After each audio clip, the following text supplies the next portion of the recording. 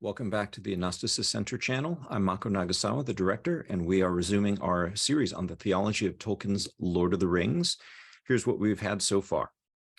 We've covered J.R.R. Tolkien's purposes in writing. There's three of them. The first is to construct a story that would house his languages, the languages that he was interested in inventing, like the Elvish languages. Number two is to construct a myth for England specifically.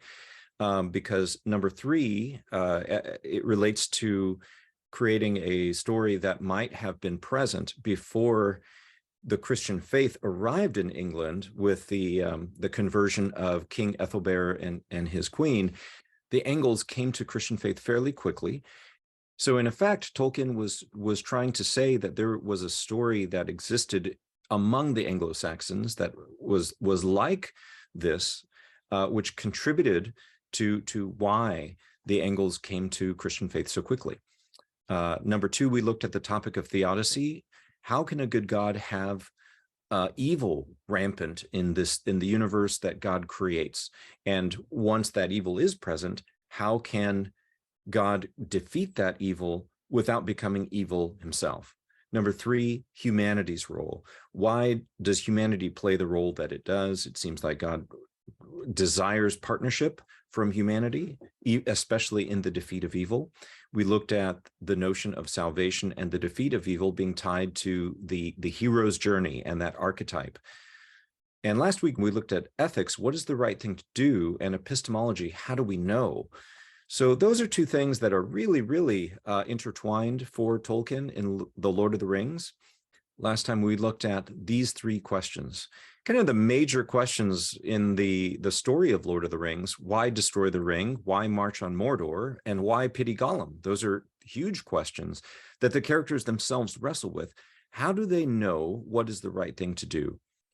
What I'm going to do in this presentation is ask the question, in Tolkien's story, does power have limits and a direction? What purpose does power serve, especially political power? Although you could think of it more broadly, but I am going to look at three examples, the Shire, the Kingdom of Rohan, and the Kingdom of Gondor, and try to understand what would Tolkien say about the nature of power, especially among human beings. Now, I want to throw out the caveats.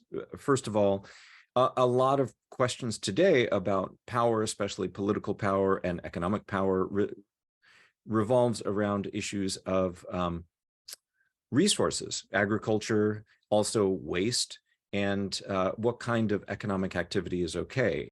I've really appreciated In Deep Geek, who has done some videos on the dwarvish economy, the Hobbit economy, the elf economy, and it was really fun watching those videos.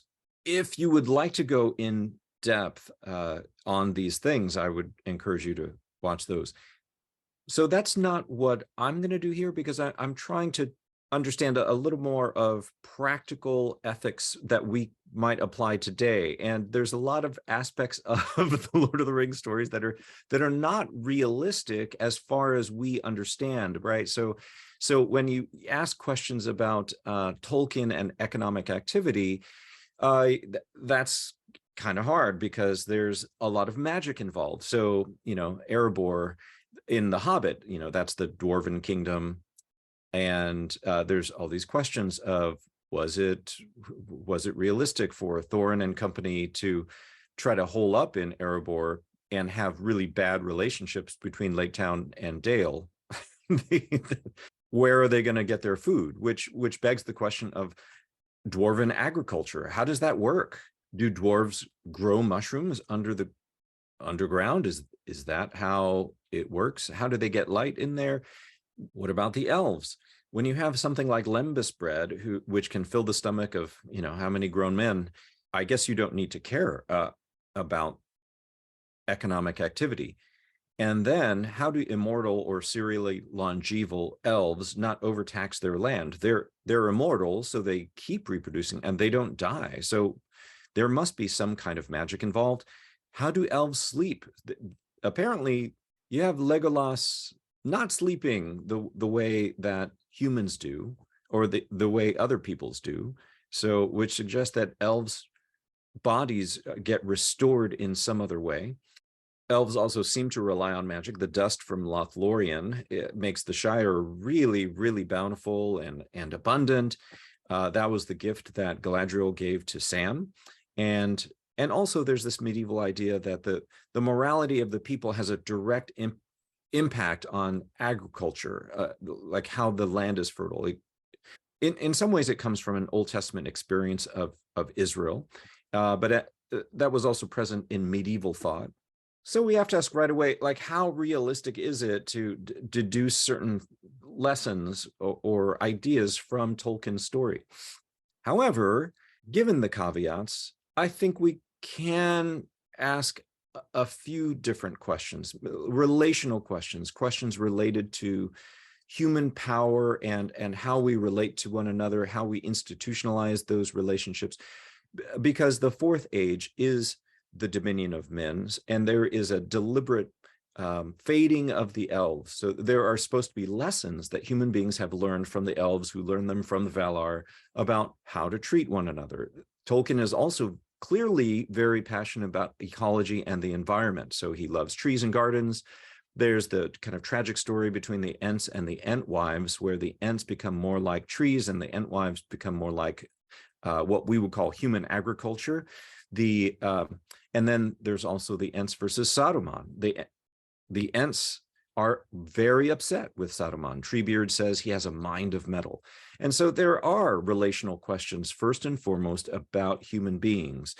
What are we supposed to do with one another and our needs? And obviously, Tolkien has thought a lot about cooperation, responsibility, accountability, gender, law, and power. There are a few other things that I want to touch on here. In some of Tolkien's letters, he talks about British imperialism, World War I and World War II, and he's careful not to make direct allegories from his work to real history. That's not what he was doing. But he did believe in applicability, which we'll get to. He also was very concerned about the Norman invasion of England in 1066. So when William the Conqueror invaded England, in Tolkien's view, it had a very bad impact on English language and literature. Did it also have an impact on law, power, and society? And did Tolkien care? Does he show any indications that that was something he was reflecting on? Tom Shippey, in The Road to Middle-earth, also writes that one of the major influences on Tolkien was Edward Gibbon's Decline and Fall of the Roman Empire. And so Tolkien drew from history. He thought what he was writing was applicable to our history. Here's another comment that he makes, which is helpful to us. In letter 183 to W.H. Auden, when Auden reviewed The Return of the King, Tolkien says, "I am historically minded. Middle-earth is not an imaginary world. I have not made any of the peoples on the right side, hobbits, Rohirrim, Men of Dale, or of Gondor," meaning it's not that one people is completely right. The struggle in The Lord of the Rings is not between people or even between the races so much as it is against the evil of Sauron. So granted, it is not primarily about the way that peoples negotiate their relationships with one another. So that has to be said. However, what Tolkien is saying is there are precursors to this myth, which comes before our history, that we're supposed to learn from. Mine is not an imaginary world, but an imaginary historical moment on Middle-earth, which is our habitation. So again, applicability, not allegory.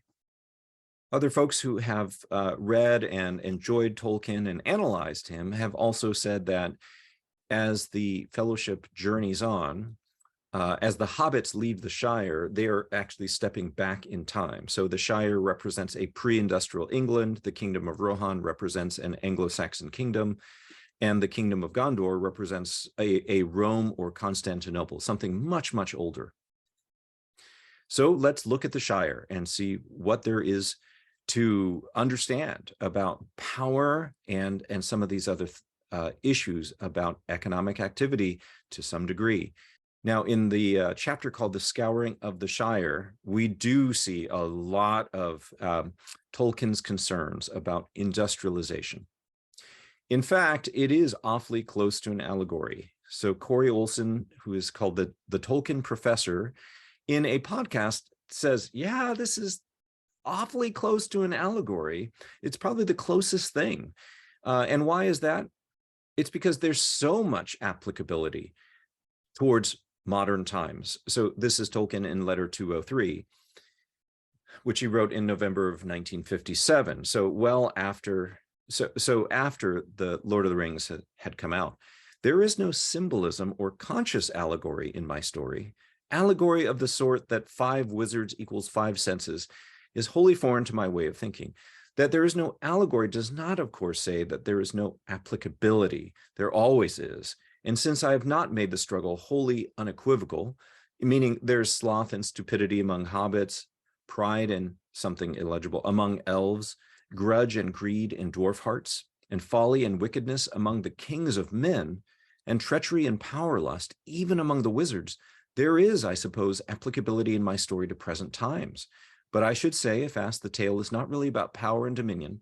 That only sets the wheels going. It is about death and the desire for deathlessness. Furthermore, about the Shire, Tolkien even says that he was inspired by certain things in England, including the place where he grew up, Warwickshire. But then he goes on to say what kind of applicability he's thinking about.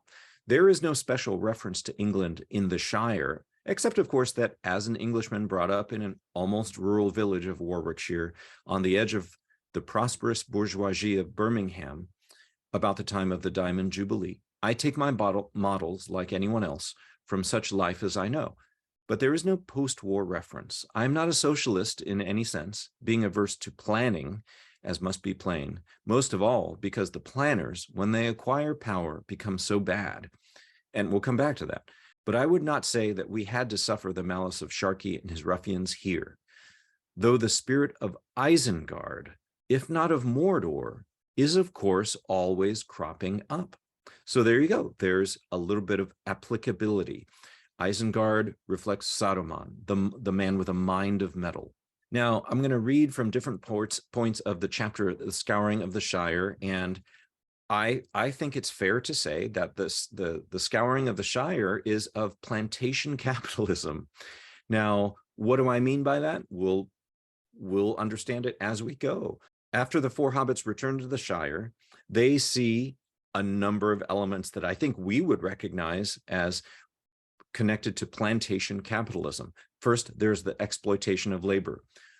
One of the hobbits they meet says, we grows a lot of food, but we don't rightly know what becomes of it. It's all these gatherers and sharers, I reckon, going around counting and measuring and taking off to storage. They do more gathering than sharing, and we never see most of this stuff again.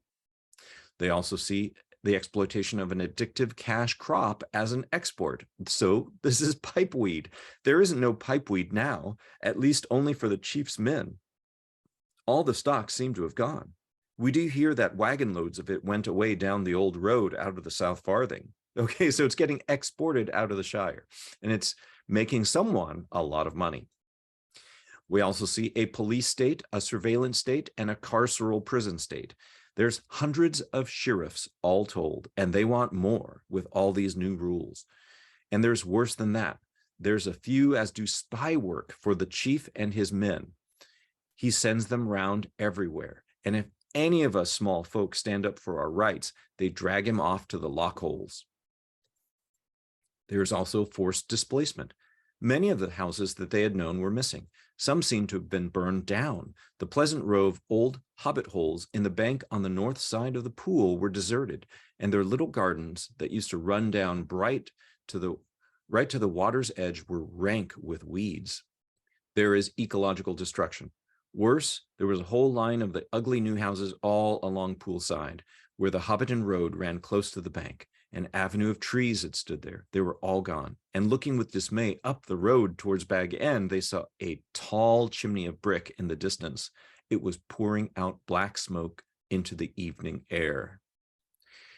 There's organized crime serving corrupt leaders. They were disturbed to see half a dozen large, ill-favored men lounging against the inn wall. The ruffians had clubs in their hands and horns by their belts.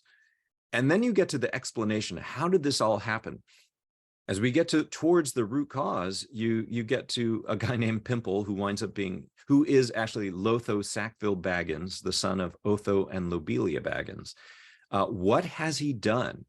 It all began with Pimple, as we call him, said Farmer Cotton. This is Rosie Cotton's father. And it began as soon as you'd gone off, Mr. Frodo. He'd funny ideas, had Pimple. Seems he wanted to own everything himself and then order other folk about.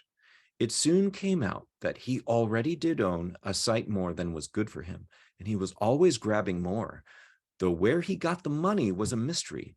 Mills and malt houses and inns and farms and leaf plantations. He'd already bought Sandyman's mill before he came to Bag End, seemingly. So, what is this? I think it's fair to start calling this plantation capitalism and fascism. Of course, he started with a lot of property in the South Farthing, which he had from his dad, and it seems he'd been selling a lot of the best leaf and sending it away quietly for a year or two. But at the end of last year, he began sending away loads of stuff, not only leaf. Things began to get short, and winter coming on too. Folk got angry, but he had his answer. A lot of men, ruffians mostly, came with great wagons, some to carry off the goods south away, and others to stay, and more came. And before we knew where we were, they were planted here and there all over the Shire, and were felling trees and digging and building themselves sheds and houses just as they liked. At first, goods and damage was paid for by Pimple, but soon they began lording it around and taking what they wanted. So then they started taking political prisoners and silencing dissent. Then there was a bit of trouble, but not enough. Old Will the mayor set off to Bag End to protest, but he never got there. Ruffians laid hands on him and took and locked him up in a hole in Mickle Delving, and there he is now. And after that, it would soon be called New Year. There wasn't no more mayor, and Pimple called himself Chief Sheriff, or just Chief, and did as he liked. And if anyone got uppish, as they called it, they followed Will. So Lotho begins to silence dissent. And then there's lying and political propaganda. There wasn't no smoke left, save for the men. So in other words, only the men, the ruffians, who were paid for by Lotho, got pipeweed. And the chief didn't hold with beer, save for his men, and closed all the inns, and everything except rules got shorter and shorter, unless one could hide a bit of one's own when the ruffians went round gathering stuff up, quote, for fair distribution, which meant they got it and we didn't, except for the leavings, which you could have at the sheriff houses, if you could stomach them, all very bad. But since Sharkies came, it's been plain ruination. And of course, we know that Sharky is Saruman after Saruman was cast out of the Wizard's Order by Gandalf. And we learned that actually Saruman had been meddling with the Shire for a long time, sending spies there, and ironically, he had gotten addicted to pipeweed. So now the fascist at the top of the plantation order, the biggest ruffian of the lot, seemingly, answered Cotton. It was about last harvest, end of September maybe, and that we first heard of him. We've never seen him, but he's up at Bag End. And he's the real chief now, I guess.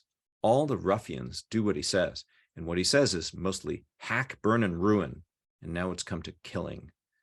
There's no longer even any bad sense in it. They cut down trees and let them die. They burn houses and build no more. So it's just destructive. Take Sandyman's mill now. Pimple knocked it down almost as soon as he came to Bag End. Then he brought in a lot of dirty-looking men to build a bigger one and fill it full of wheels and outlandish contraptions. Only that fool Ted was pleased by that. So this is a male hierarchy. Ted Sandyman appeared to be pleased by it. Now, maybe that was just the best he could do. Maybe he's faking it, but maybe he actually believed it because he gets to be part of an order. But then he's there basically cleaning the wheels for the men. where his dad was the miller and his own master. So he used to be an independent business person and ran the mill, which was the most important thing in the Shire when it came to processing grain. Why do some men like the hierarchy? And then there's more waste and ecological harm. Pimple's idea was to grind more and faster, or so he said. He's got other mills like it, but you've got to have grist before you can grind. And there was no more for the new mill to do than for the old. But since Sharkey came, they don't grind no more corn at all. There are always a hammering and a letting out of smoke and a stench, and there isn't no peace even at night in Hobbiton. And they pour out filth a purpose. They've fouled all the lower water, and it's getting down into Brandywine. If they want to make the Shire into a desert, they're going the right way about it. So they're consolidating crops that depletes the soil. It will make the Shire into a desert.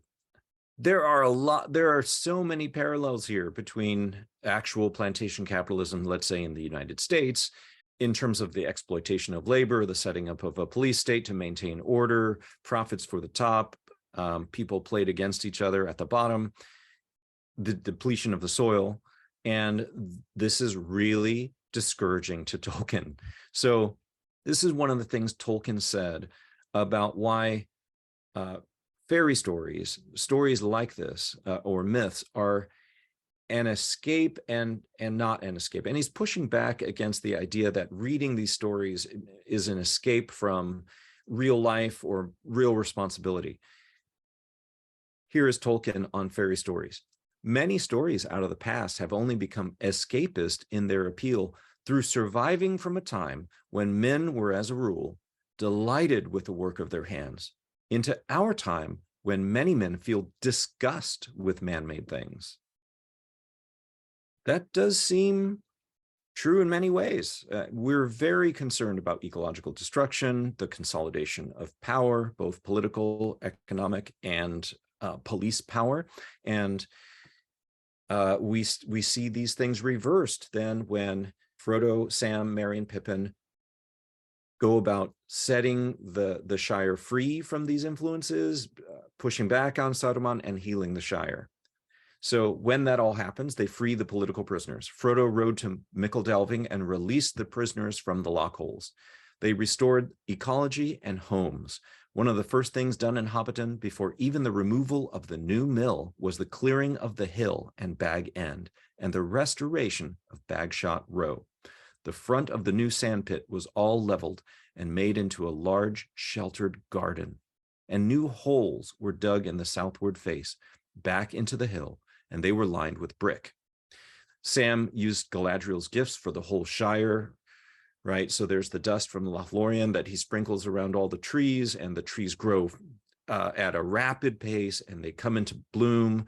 And then he plants the Malorn seed, which is the golden Malorn tree, and that grows, and the Shire is just renewed. It's beautiful again. Frodo reduces the number of sheriffs. The only thing that Frodo did as deputy mayor was to reduce the sheriffs to their proper function and numbers. The task of hunting out the last remnant of the ruffians was left to Merry and Pippin, and it was soon done. The southern gangs, after hearing the news of the Battle of Bywater, fled out of the land and offered little resistance to the Thane.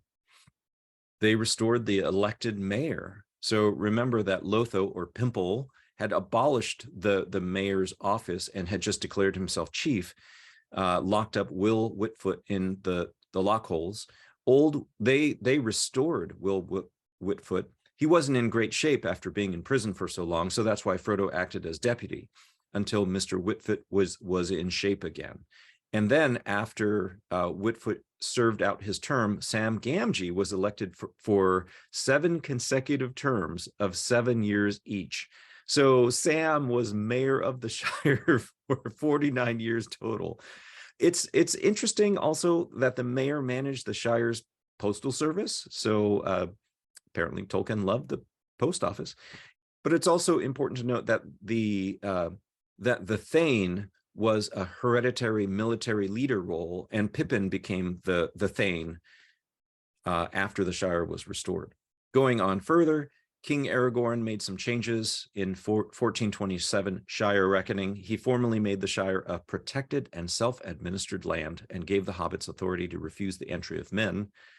And then several years later, added Buckland to the Shire. So Merry's folk had spread across the river, and Aragorn said, look, let's just make that part of the Shire. We'll move on to the kingdom of Rohan and then cover Gondor and then look back at some of these things. What kinds of issues get brought up by the story of Rohan and the dynamics that Rohan encounters? Well, in order to appreciate that more, it might be helpful to point out what England's history was, because Tolkien was aware of it. There's a lot of parallels here. Rohan, as a people, settled into a certain area, and that caused some tensions with the people that already existed. And that is kind of parallel to the Anglo-Saxons coming into what we would call Roman Britain. So the Angles and the Saxons were two people that came from the continent. They were possibly mercenaries to the Roman Britons, the people who lived there while the Roman Empire reigned in Britain. They emigrated to Eastern Britain to settle starting around 500 AD and formed 7 kingdoms: Northumbria, Mercia, East Anglia, Essex, Kent, Sussex, and Wessex. That pushed the Welsh people west, the Scots to the north, and the Celts to Ireland. As a side note, the legend of King Arthur might come from this period, where King Arthur is Welsh and actually is trying to resist the Angles and the Saxons. It's also kind of fun to point out that King Alfred, Aelfred or Alfred the Great, was king of the Anglo-Saxons in 886 and started the Shire system run by sheriffs. The Shire courts were set up. They guarded the rights of free men, and so people understood the law and defended their rights.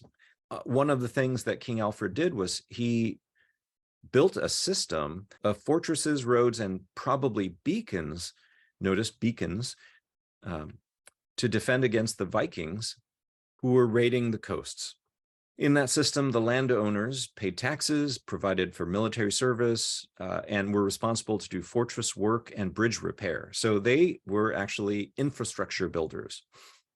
Another reason Tolkien probably liked King Alfred a lot was because Alfred was scholarly. He promoted literacy and law in English, not just in Latin. He commissioned the Anglo-Saxon Chronicle and compiled the Doom Book, or the Law Code of Judgments, which is fascinating. It was Alfred's own reflections on the Book of Exodus and the restorative justice emphasis that was modeled in the Law of Moses.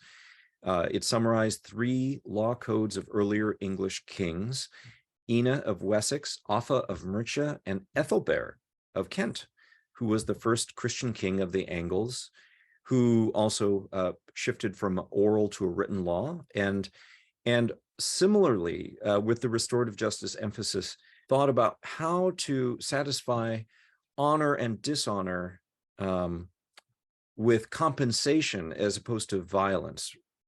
That is a restorative justice emphasis that is also present in Jewish law. Now, when it comes to Rohan and the story of Rohan, when we catch it in The Lord of the Rings, we see the people of Rohan interacting with two groups of people. One are the wild men of Druadan Forest, and this group of people is really fascinating.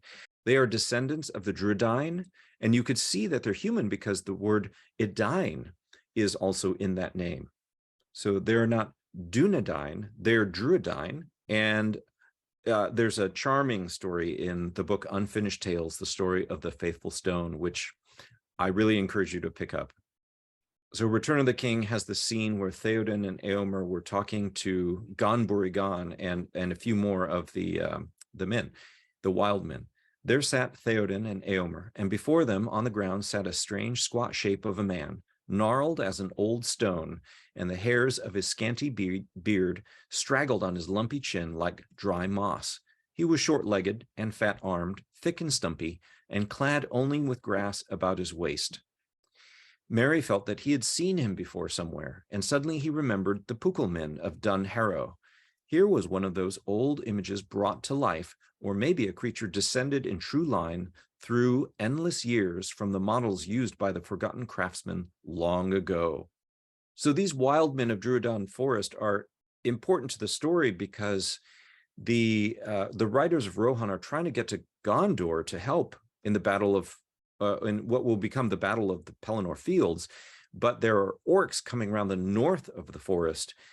The wild men say that they will lead the Rohirrim through the forest so that they don't have to fight the orcs, and so they'll get to Gondor more quickly.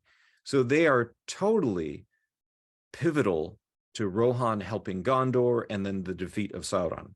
And this passage is a reflection of the negotiation between Theoden and Gan-Borigan. Gan-Borigan says, if you live after the darkness, then leave wild men alone in the woods, and do not hunt them like beasts anymore. So apparently, unfortunately, some of the people of Rohan would do that. Gan-Borigan will not lead you into trap. So he refers to himself by name, and he says, I'm not deceiving you. He will go himself with father of horsemen, that's Theoden, and if he leads you wrong, you will kill him. So he's totally making himself vulnerable to Theoden and the Rohirrim.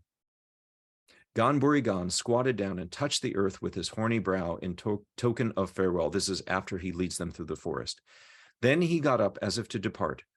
But suddenly he stood looking up like some startled woodland animal, snuffling a strange air. A light came in his eyes. Wind is changing, he cried. And with that, in a twinkling as it seemed, he and his fellows had vanished into the glooms, never to be seen by any rider of Rohan again. Not long after, far away, eastward, the faint drums throbbed again. Those are the drums of the wild men. Yet to no heart in all the host came any fear that the wild men were unfaithful, strange and unlovely though they might appear. I love the characters of the wild men because they are kind of a different portrayal of beauty and nobility that is different from the people in Tolkien's story that reflect Anglo-Saxon ideals of beauty and loveliness, right? Like that being tall, being fair. And the wild men are very different from that. And yet they also are noble. And I love this editorial comment.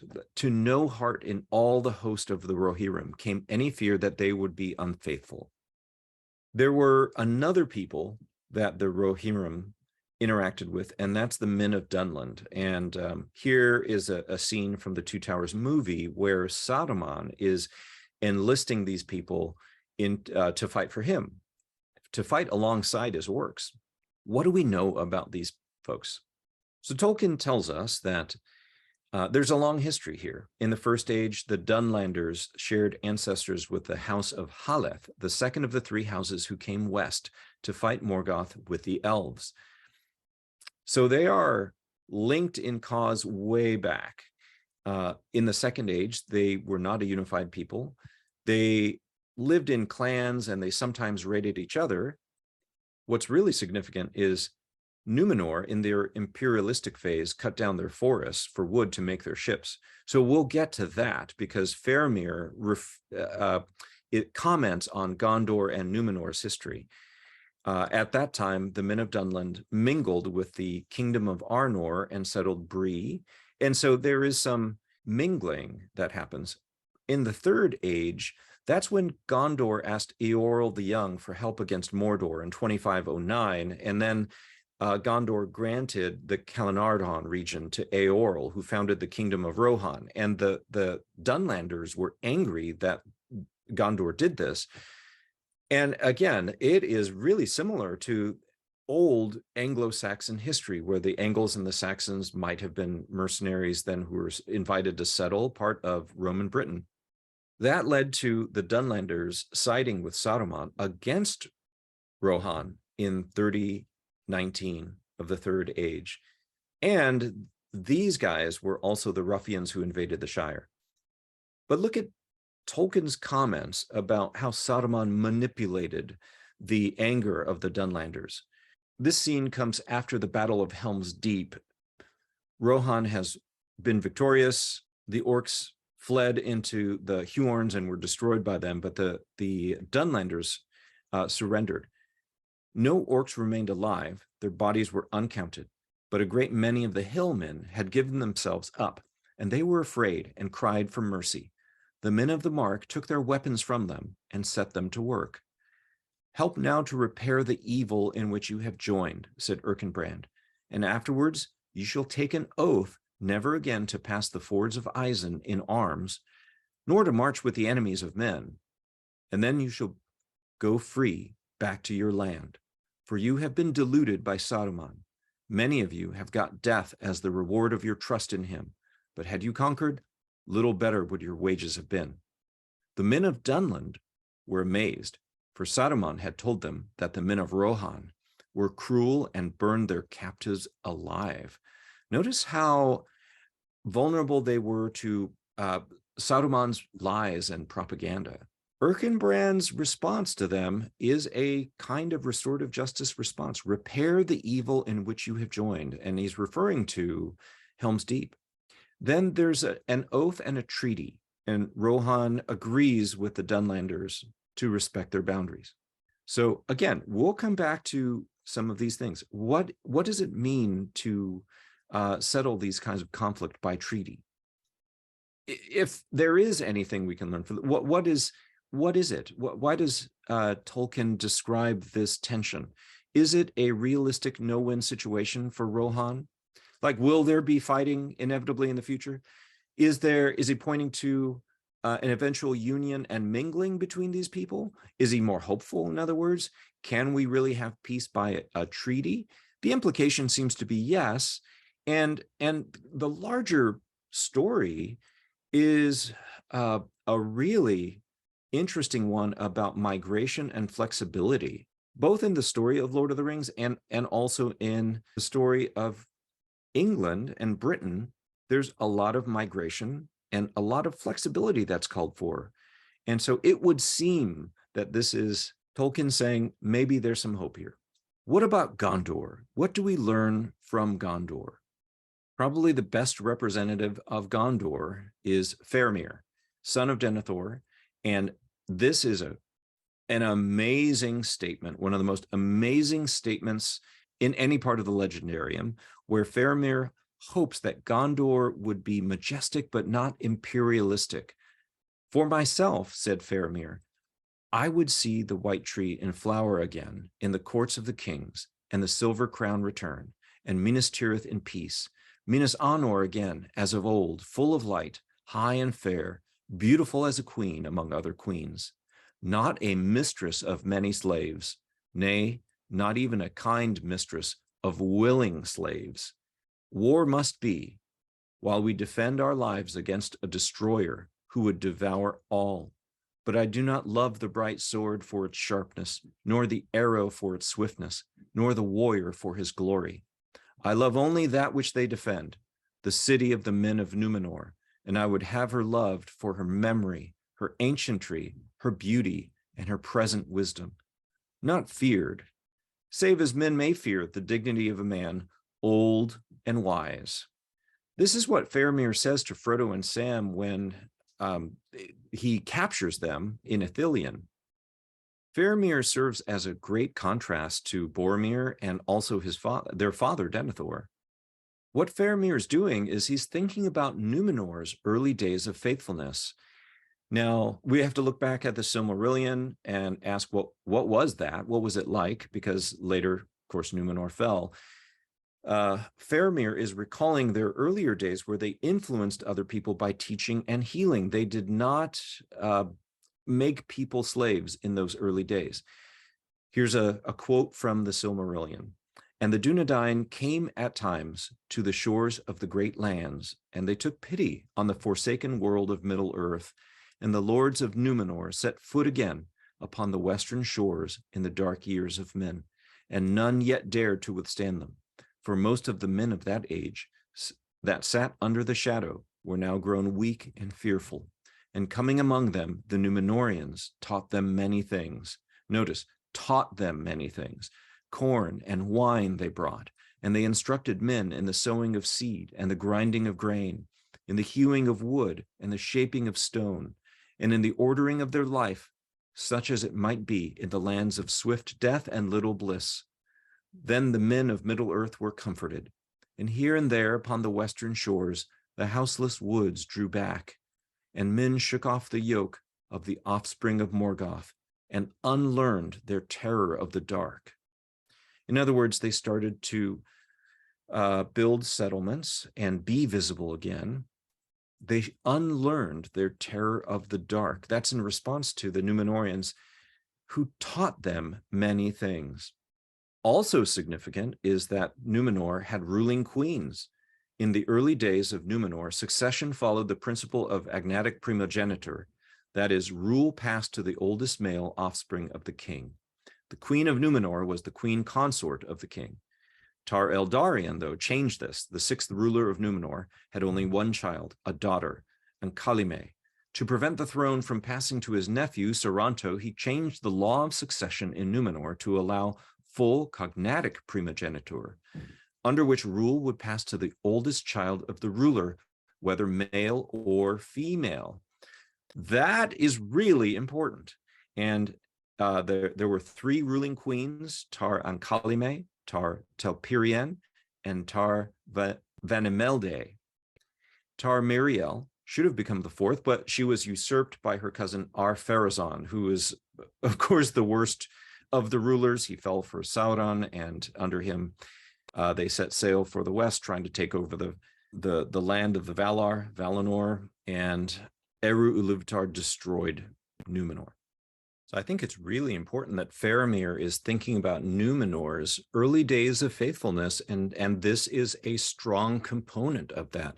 We will look at, in just a minute, at scripture and the impact of Christian faith on the empowerment of women. And I think there are some things that are really helpful to see and often underappreciated. Later, Numenor becomes imperialistic. For example, they took tribute. So they laid the men of Middle-earth under tribute, taking now rather than giving. Faramir is looking back at that because he's been, as a character, he understands the history. And he says, this is where things started to go wrong, right? I mean, when he says, I wish Gondor, it would be a queen among other queens and not a queen among slaves, even willing slaves. These are some of the things that he is thinking about. They built settlements in Middle-earth. So here's a passage that describes that. Thus it came to pass in that time that the Numenorians first made great settlements upon the west shores of the ancient lands, for their own land seemed to them shrunken, and they had no rest or content therein. And they desired now wealth and dominion in Middle-earth, since the west was denied. Notice the focus is we are denied the west, as opposed to we get to be near the west. Great harbors and strong towers they made, and there many of them took up their abode, but they appeared now rather as lords and masters and gatherers of tribute than as helpers and teachers. And the great ships of the Numenorians were borne east on the winds and returned ever laden, and the power and majesty of their kings were increased. And they drank, and they feasted, and they clad themselves in silver and gold. So they are now profiting off the wealth of other people in Middle-earth. And then eventually they ruled tyrannically and sacrificed humans. This is with the aid and counsel of Sauron. They multiplied then possessions, and they devised engines, and they built ever greater ships, and they sailed now with power and armory to Middle-earth. And they came no longer as bringers of gifts, nor even as rulers, but as fierce men of war. And they hunted the men of Middle-earth and took their goods and enslaved them. And many they slew cruelly upon their altars. For they built in their fortresses temples and great tombs in those days, and men feared them. And the memory of the kindly kings of the ancient days faded from the world and was darkened by many a tale of dread. Ooh, that is so deadly.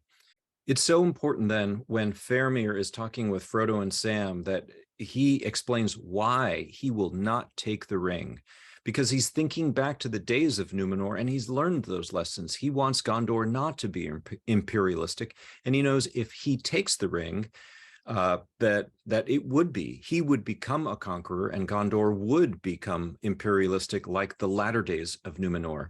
And so Faramir rejected the ethos of Saruman, and the key phrase is, I alone.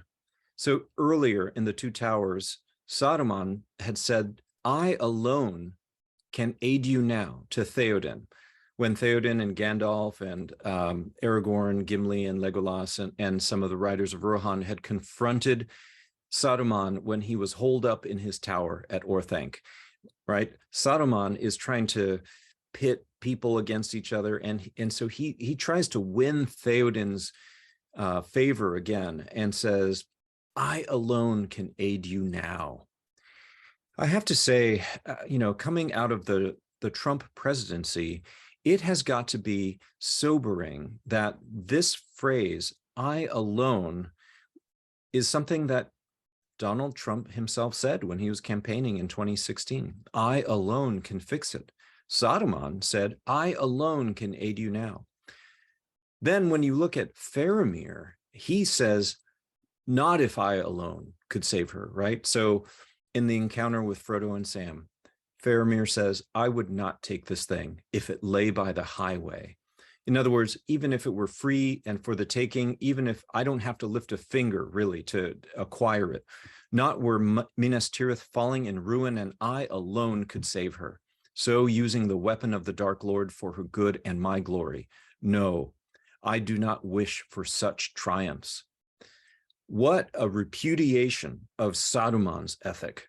I alone can aid you now. And then Faramir says, not if I alone could save her. No way. He understands that the ring is utterly evil, and the power that it will give him to control other people is an utterly evil thing. Faramir has learned the lessons of Numenor quite well, and he does not want to repeat them. But Denethor, Faramir's father, had not learned that. This comes from one of the letters that Tolkien wrote. Denethor was tainted with mere politics, hence his failure and his mistrust of Faramir. It had become for him a prime motive to preserve the polity of Gondor, as it was, against another potentate, who had made himself stronger and was to be feared and opposed for that reason, rather than because he was ruthless and wicked. In other words, Sauron had become stronger than Gondor, and that's why Denethor resisted Sauron. But it wasn't because of Sauron's inherent qualities, and that's why Denethor also opposed Aragorn coming as king. Denethor despised lesser men, and one may be sure did not distinguish between orcs and the allies of Mordor. In other words, the humans, right, the Haradrim. If he had survived as victor, even without use of the ring, he would have taken a long stride towards becoming himself a tyrant, and the terms and treatment he accorded to the deluded peoples of East and South would have been cruel and vengeful. He had become a quote-unquote political leader, that is, Gondor against the rest. But that was not the policy or duty set out by the Council of Elrond. Only after hearing the debate and realizing the nature of the quest did Frodo accept the burden of his mission. Indeed, the elves destroyed their own polity in pursuit of a humane duty. This did not happen merely as an unfortunate damage of war. It was known by them to be an inevitable result of victory, which could in no way be advantageous to elves. Elrond cannot be said to have a political duty or purpose.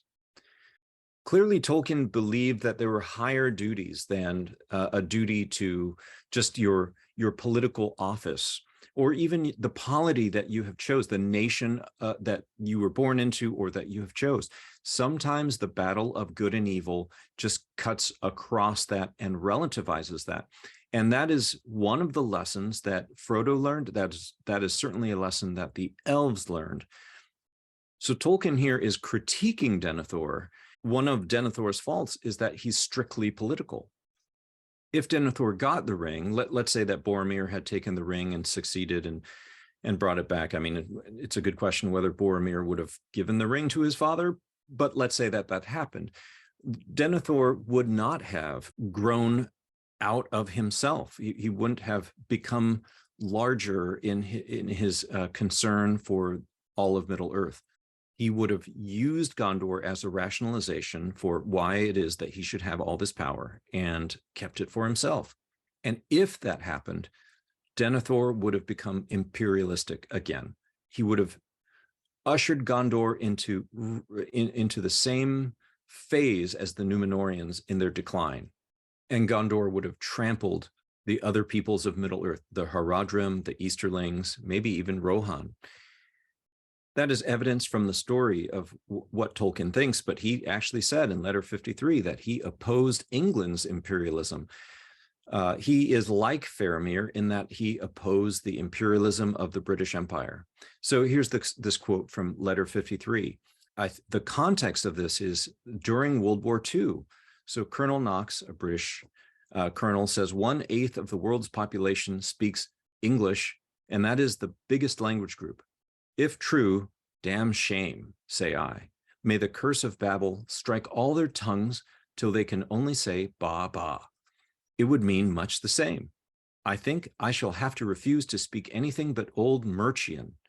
But seriously, I do find this Americo-cosmopolitanism very terrifying. For I love England, not Great Britain, and certainly not the British Commonwealth. And he writes, grr. So the whole letter is very worth reading, and it is thought-provoking. The fact that Tolkien grew up in British-occupied South Africa means that he understood firsthand through childhood memory, and I'm sure he read more and studied more as an adult. What did it mean that the sun did not set on the British Empire? That is not what he loves. In fact, even the cultural influence he talks about when the world's population speaks English, he says that that's a damn shame. I think what he means is every people really should speak their own languages, treasure their own languages. There's beauty and glory in everyone's languages, and he wants there to be a diversity. This comment, is striking, coming in the middle of World War II. I'm sure he understood World War I and World War II from the standpoint of the empires, and the empires being drawn into conflict. Now, from here, we can start to understand Tolkien's theological influences. Now, one of the striking images in the Book of Revelation is that of a civilization falling and the ships and merchants of that civilization being destroyed. So this is Revelation 18.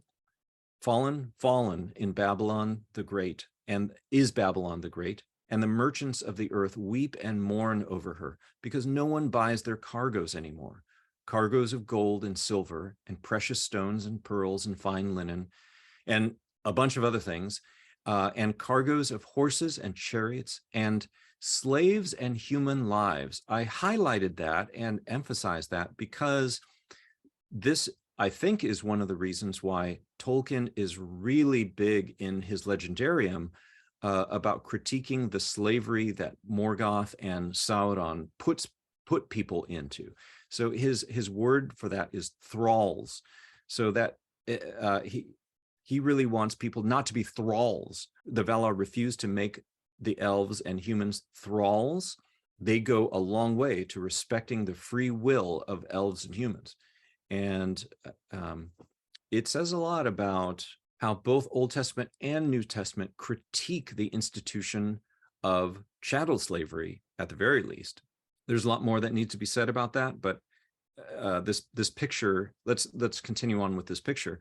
For in 1 hour, such great wealth has been laid waste, and every shipmaster and every passenger and sailor, and as many as make their living by the sea, stood at a distance and were crying out as they saw the smoke of her burning, saying, what city is like the great city? And they threw dust on their heads and were crying out, weeping and mourning, saying, woe, woe, the great city in which all who had ships at sea became rich by her wealth, for in 1 hour she's been laid waste. So this literary representation of kind of human civilization in its resistance to God in the New Testament has a lot of elements that Numenor did as the Atlantis that was sunk. Is this one of the places where Tolkien got his imagery? Well, let's look a little deeper. The theme of empire is actually a biblical theme running all the way through the scriptures. You can summarize it as God's true humanity in the midst of the beasts. Adam and Eve were among the animals in Genesis 2, and that seems to serve as one of the kind of key literary markers of what happens with this theme. And of course, Genesis 11, the Tower of Babel is another commentary on the theme of empire. But then you have David among the lions and the bears. So as a shepherd boy, he protected his father's sheep from wild animals like lions and bears. That's in 1 Samuel 17. That image is taken up by Daniel, who is thrown into the lion's den in Daniel 5. And in that same book, Daniel sees a vision of the Son of Man, kind of a semi-divine or divine figure enthroned over the beastly empires, the Gentile empires that arise out of the sea, the element of chaos. Each of those empires is characterized by kind of a hybrid animal. So there in the lower right corner, you see a kind of visual representation of Daniel's vision, a lion with wings, a bear with 3 ribs in its mouth, a multi-headed leopard with wings, and then a dragon-like creature. Daniel eventually sees this vision of the Son of Man being enthroned over the beastly empires. It seems to be a representation of Israel as God's true humanity reigning in the midst of the beasts. Jesus then quotes this story when he is being grilled by the Jewish leaders. And he says, I am the Son of Man, and you will see the Son of Man seated and coming on the clouds. The implication being, think about the whole picture, right? The Son of Man will be seated in the heavenly realms above the cloud, on the clouds, or somehow above the clouds, amidst the beastly empires. And Jesus was saying, either you are one of the beastly empires, or you're acting as an agent of the beastly empire, which is at the time Rome. And the response of the Jewish leaders, like the chief priests, he understands that reference. He understands what is being said and kind of what is being implied, even though it's not said explicitly. And he tears his robes and he says, you have blasphemed. You have blasphemed. Then in Revelation 13 and then chapter 17 and 18, Jesus's people are portrayed as the people who are faithful to God amidst the beasts. So again, there are empires. They are portrayed using beastly imagery. It goes back to a creational picture. If Adam and Eve were God's true humanity in the garden, among the animals, among the beasts, and yet both protected from them, stewarding them, caring for them, not reducing animals to slaves, but ruling in creation, then it makes sense for this picture to continue being used by Jewish writers to describe Israel being protected and eventually ruling among the Gentile empires. Irenaeus of Lyon in Against Heresies, Book 5, refers to some of these things as things that he thought were happening in his time, which was about 170 AD. There are other places where Tolkien could have been influenced, and this shows that the New Testament understands the dynamics of empire and critiques it. In one passage, Luke 3, 12 through 14, people are coming up to John the Baptist, and they are concerned about the kingdom of God coming. They understand John the Baptist as kind of a herald. They believe that the Messiah is next. And so John the Baptist is telling them, well, here's what to do in order to prepare. And there are 3 groups of people. The first is the general public. The second are these tax collectors. And the third are soldiers, presumably Roman soldiers. And to each of them, he says, here's how you get ready for the kingdom of God and for the king to emerge. They all have to do with money. And so with the first group, it's share your cloak, share your things. With the second group, it gets more specific. Tax collectors were Jewish people who had sold themselves out to the Romans to serve them in their imperial tax collecting role. The way they made money was to charge above and beyond what they were told to collect. So when these tax collectors came to John the Baptist, and implicitly Jesus continued this, they said, "Teacher, what should we do?" And he said to them, "Collect no more than the amount prescribed for you." What that means is you're not going to make any personal salary. That is really challenging. And yet it makes a certain amount of sense, because if they just left their jobs, someone else would be ready to do it for them. They would just jump into that role, and the people of Israel, there wouldn't be any change for them. And so John the Baptist's teaching here is, you stay in this job and you do everything you can to mitigate the injustice of the empire conquering a conquered people. So maybe you can't make the Roman Empire leave, but you can make no money, and you stay in that job. You don't let someone take it for you as if it's only about your personal piety. It's really about the welfare of the community. So collect no more than the amount prescribed for you. Then for Roman soldiers, the soldiers also asked him, "And we, what should we do?" And John the Baptist said to them, "Do not extort money from anyone by threats or false accusation, and be satisfied with your wages." So do not extort money means disobey your commanding officer if he commands you to extort the Jewish public. So you're here as a colonizing force. What you could do is just be a general police force with integrity, and you're not trying to make a profit from this. Disobey your commanding officer if he wants you to extort money, but that's how you show that you owe your allegiance to a higher king. Passages like this are really important because the New Testament demonstrates that it is aware of what we would call systemic or structural injustice. There is a principle of don't be greedy and love others to the best of your ability, but that is contextualized by John the Baptist and Jesus for people in particular roles. And when those roles are connected with empire over a conquering people, yeah, they are specific about what you're supposed to do about that. In Luke 19, there's another contrast painted between what it means to serve God's kingdom versus the empire. This has to do with the figure of Zacchaeus.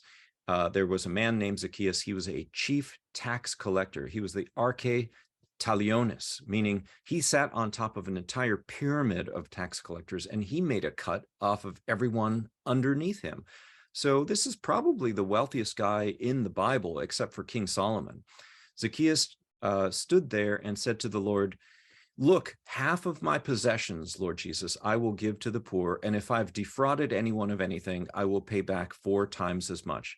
So, this is after Zacchaeus, because he's short, he can't see over the crowd. He wants to see Jesus because something has been really bothering him. He wants to repent. And so he climbs a tree, and Jesus says, "Come down here." And Zacchaeus does, and this is what he says. And then Jesus said to him, "Today salvation has come to this house, because he too is a son of Abraham. For the Son of Man came to seek out and to save the lost." Notice that there's a connection between paying back 4 times as much with Jewish law and then being a son of Abraham. 4 times is a principle of restitution for theft in Jewish law. In Exodus 22, 1 through 14, thieves were supposed to restore 2 to 5 times as much as what they stole, the value of what they stole, to the person they stole from, because they have to restore trust. It's not just a matter of, I stole your sheep for a day, so here you go, here's your sheep, I'm sorry, right? There has to be, it's not just the economic value of the sheep, it is also the intangible trust that should be between us. And I owe you more because of what I stole. Because Zacchaeus seeks to honor Jewish law and comes to Jesus with that spirit, Jesus says, He's a son of Abraham, even though tax collectors were totally hated by the Jewish population because they were exploiting their own community. So here's a point of applicability. I know this is sensitive, but is the United States an empire in a biblical sense? Well, it is. When we look at Washington, D.C. and the islands that the U.S. occupies as territories because of some military interest, there's a question, there is a civil rights question. Does the Constitution follow the flag? The point that I'm making here is that the citizens of Washington, D.C. and Puerto Rico, Guam, American Samoa, the Commonwealth of the Northern Mariana Islands, the Republic of Palau, the Federated States of Micronesia, and the Republic of the Marshall Islands do not have a vote in Congress. They don't have a representative that they send that has that voices their rights. And so in these cases, the Constitution does not follow the flag. That makes the United States an empire. We can also look at dynamics of corporate, military, and political interference that the U.S. has brought about in, let's say, Latin America. For example, in the last 100 to 150 years, U.S. companies have grabbed the best land in Central America for bananas and other fruit. They've defended their interests with the U.S. military, and it's caused climate devastation or ecological devastation. So yes, the United States has behaved like an empire. Should we critique it? Absolutely. And it seems that Tolkien would approve. What about the issue of women in leadership? Women in Tolkien's Legendarium occupy very important roles in ruling and dueling. What do we take from that? Well, they're the female Valar. For instance, Varda was the most feared by Melkor because she was the Valar of light and the stars. And he knew he could never reach the stars. Yavanna and Ienna had the role of bringing forth the two trees and then bringing forth the last fruit of the two trees when Melkor and Ungoliant slew the two trees. So the female Valar are powerful. They play enormous roles. Melian the Maya played a huge role in the Silmarillion. She's the first incarnate Ainur. She protected Doriath via enchantment when she married Thingol, and she passed the ability to heal, physically heal other people into her descendants. Luthien was the daughter of Melian. She defeated Sauron and rescued Beren. Then she defeated Morgoth and enabled Beren to win the Silmaril. And then when Beren died, she goes to Mandos and sings a song, which seems to represent the third theme of the music of Eru Ilúvatar, weaving together the sorrows of the elves and the griefs of men, and wins another mortal life from Mandos. So she and Beren are the only ones to be able to return once they're mortal. Then you have Galadriel, who is a student of Melian. She co-reigned in Lothlorien with her husband Celeborn. She protected Lothlorien via enchantment. She learned that apparently from Melian. She was the sole bearer of Nenya, the Ring of Water. The other two elven rings changed hands. She was the only person who bore Nenya.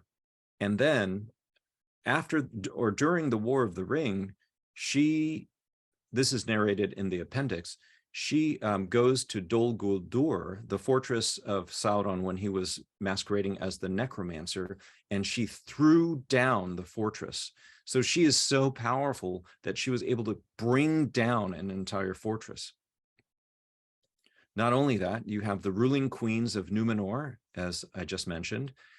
Keep in mind that these were during the faithful days of Numenor, their early times. This has to mean something about Tolkien's view about how women could lead nations.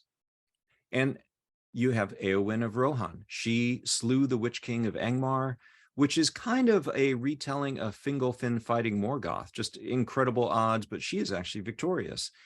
So, here on the human side of things, but also on the Valar, Maiar, and Elven side of things, you have women who rule and duel, and they are incredibly important to the story. These are not side characters.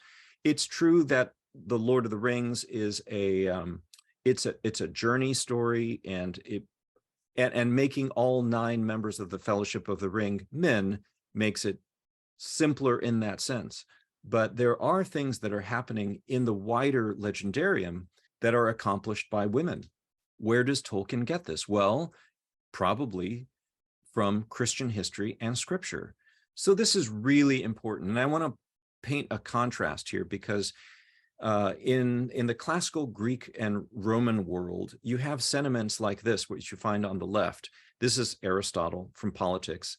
He says the male is higher, the female is lower. The male rules and the female is ruled.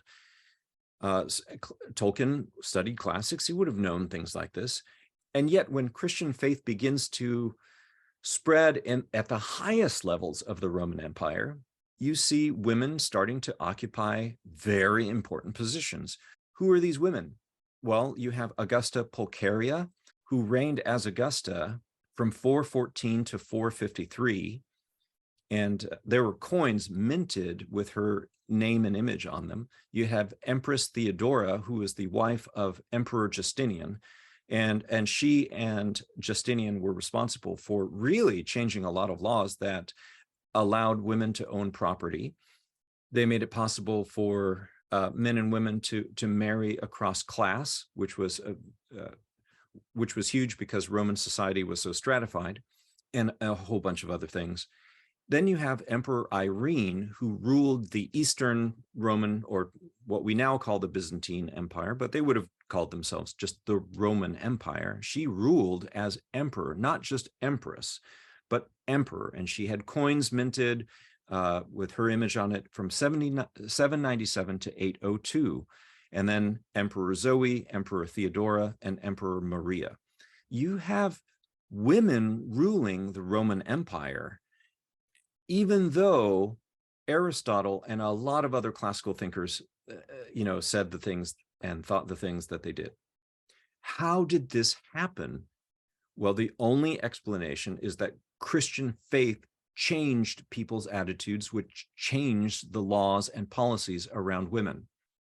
I want to get into a contrast between Emperor Charlemagne and Emperor Irene briefly, because this is going to impact English history and English law, which probably impacted Tolkien and made him pause and think.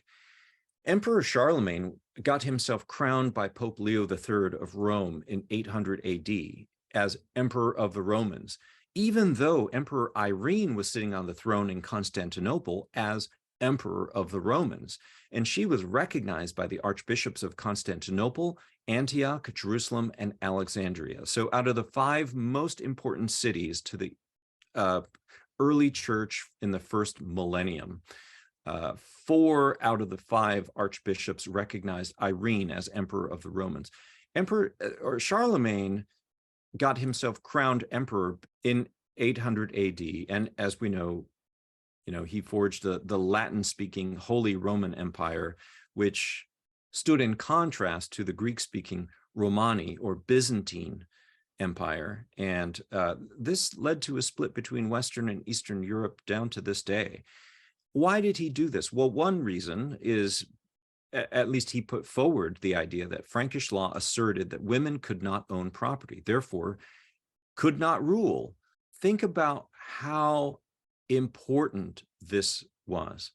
Christian faith in the eastern part of the Mediterranean, the Eastern Roman Empire, as it were, had challenged views like that.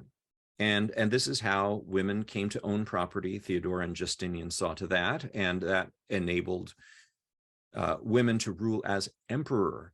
So over in Western Europe, you actually have a failure of Christian discipleship on women and views of property. And Pope Leo III accepted that failure. He accepted the primacy of Frankish law over the Christianized view of law, where in the East, Christianity challenged the Hellenistic ethic on women and property. This is huge. It probably was important to Tolkien because in Anglo-Saxon history, before the Normans invaded, so remember, the Normans invaded in 1066. They were an offshoot, really, of Charlemagne's views. And before that, you have King Alfred the Great. His daughter, Ethelflaed of Mercia, seems to have reigned, not just as a queen consort, but reigned as basically king or a ruling queen. And then her daughter, Aelfwine of Mercia, reigned for a few months. There's a historian named Ian Walker who says this is one of the most unique events in early medieval history. Tolkien would have known this. This is part of Anglo-Saxon history. A really interesting book that you could pick up is Annie Whitehead's Women of Power in Anglo-Saxon England. Fascinating read. Where did this come from? Where did this sensibility come from? Well, it's a bigger story, and I only have a few moments to paint a very quick picture. But essentially, when you start in the Old Testament, you see that Israel's earliest leadership model involved both male and female.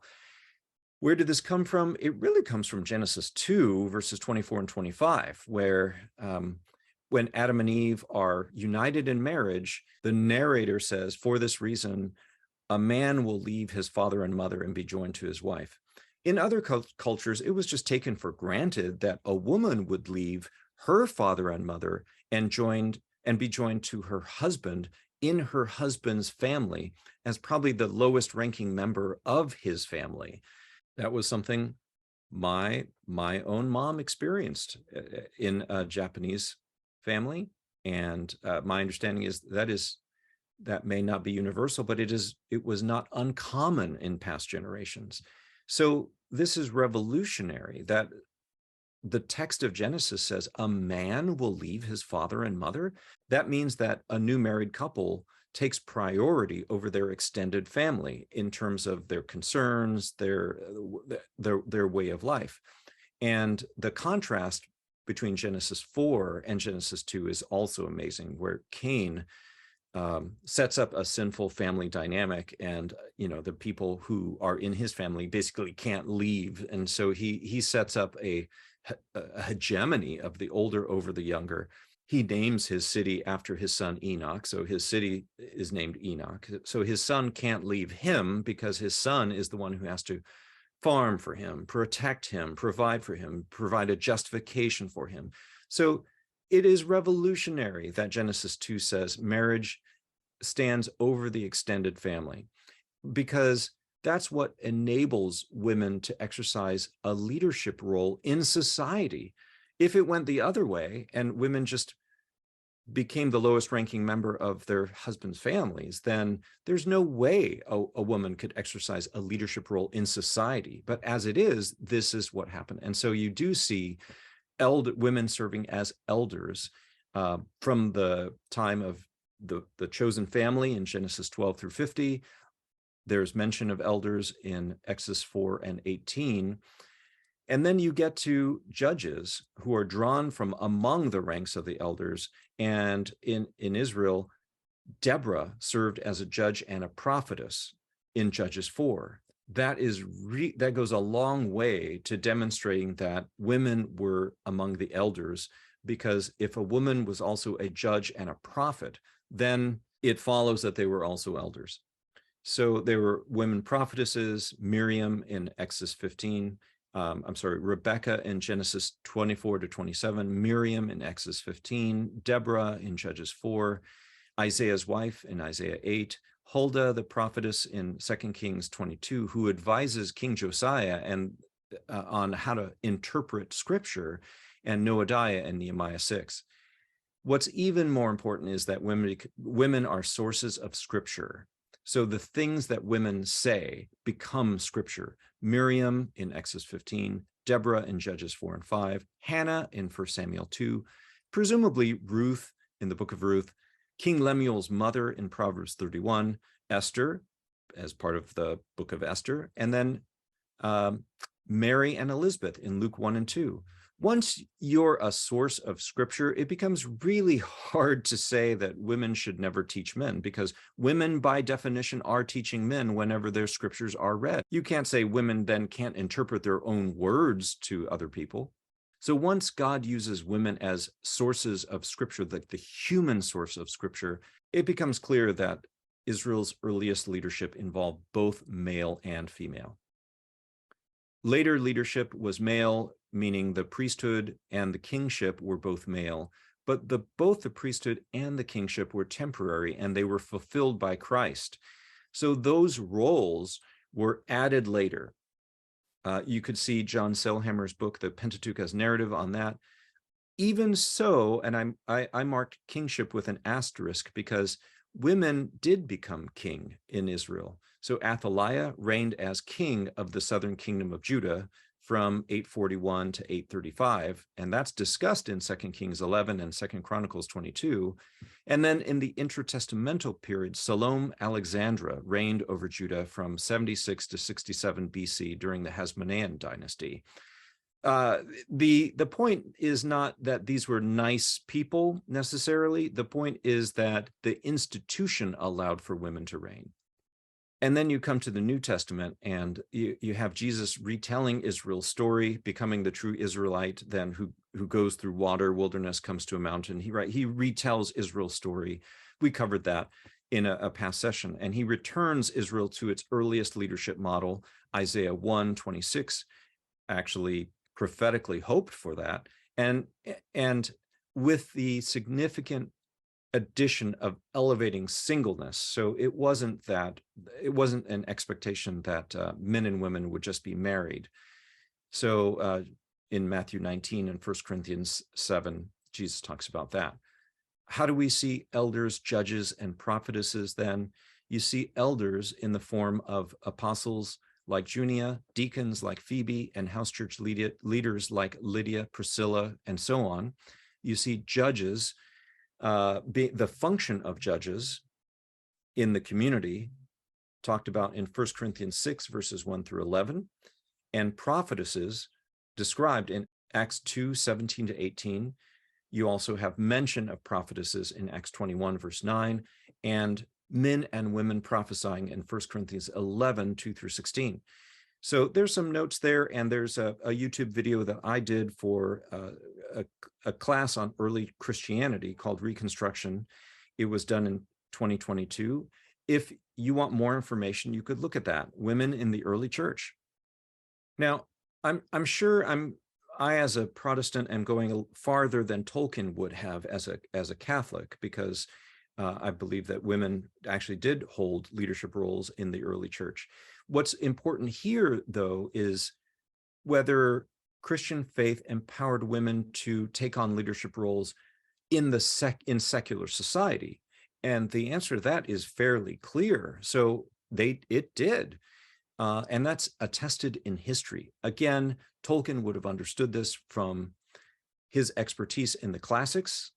He would have been sensitive to the further impact of Christian faith on real history, and especially Anglo-Saxon history, where then if you look at this list of Pulcheria, Theodora, Irene, Aethelflaed, Elfwin, Emperor Zoe, Emperor Theodora, Emperor Maria, you have an impressive roster of women who led as sovereigns. So what is the applicability of this story to the extent that it actually narrates Christian ethics in story form? Well, I could think of a couple. Again, in the U.S. context, we need to revisit women's rights in U.S. history from a church history standpoint. So first of all, colonial laws, especially if you take the Virginia Code of 1705, which starts to distinguish between white and non-white women and their rights, which is brutally sad and vicious. We have to see those colonial laws as non-Christian. They are reverting to a form of paganism, even though they claim to be Christian, even though they made churches support these laws at the time.